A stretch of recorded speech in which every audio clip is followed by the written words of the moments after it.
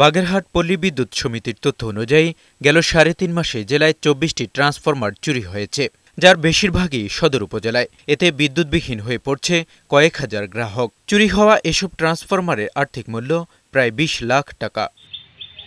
এসব ঘটনায় এখনও কাউকে আটক করতে পারেনি পুলিশ।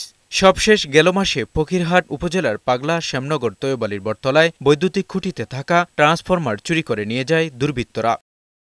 পল্লী বিদ্যুৎ সমিতির নিয়ম অনুযায়ী চুরি হওয়া এলাকায় নতুন ট্রান্সফরমার লাগানোর জন্য দামের অর্ধেক পরিশোধ করতে হয় গ্রাহকদের, আর দ্বিতীয়বার চুরি হলে সম্পূর্ণ টাকা পরিশোধ করতে হয় গ্রাহকদের, যা দরিদ্র গ্রাহকদের জন্য খুবই কষ্টের। এ ঘটনায় চোর সিন্ডিকেটকে শনাক্ত করতে প্রশাসনের সহযোগিতা চেয়েছেন গ্রাহকরা।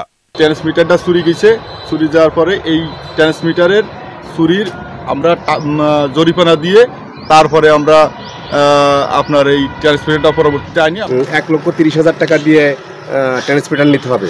আমাদের এলাকাবাসী তো যারা বসবাস করে সবাই তো গরিব মানুষ, খেটে খাওয়া মানুষ, এরা কি করে এত টাকা জরিমানা দেওয়া অসম্ভব এদের পক্ষে।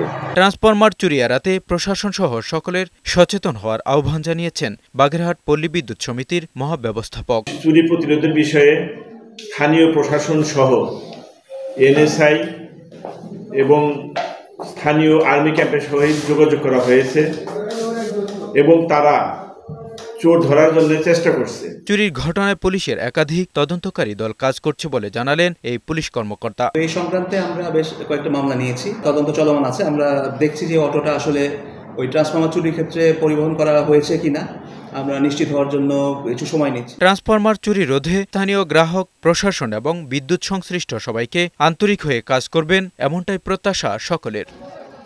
এমজে জুয়েল, বৈশাখী সংবাদ।